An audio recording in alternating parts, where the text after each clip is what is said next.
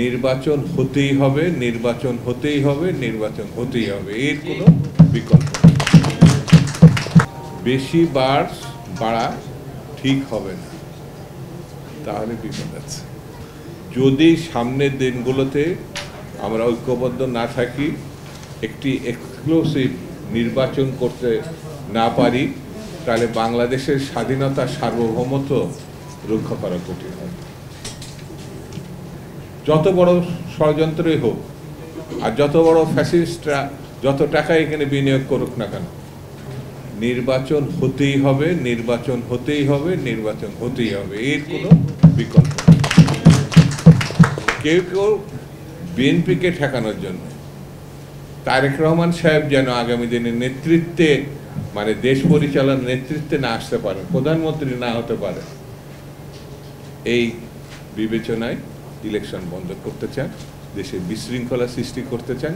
আমরা দেখেছি জাতীয় পার্টির অফিসের সামনে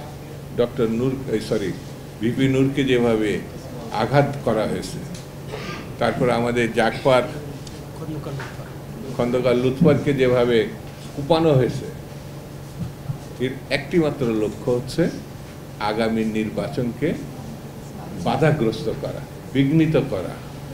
কিন্তু এইসব করে কোনো লাভ হবে না। জনগণ যদি আবারও জেগে ওঠে, তাহলে এই হত্যাকারী, এই আঘাতকারী, এদের কিন্তু বিপদ আছে। সেই জন্যে আমি বলবো ষড়যন্ত্রকারীদের উদ্দেশ্যে, বেশি বাড়া ঠিক হবে না, তাহলে বিপদ আছে।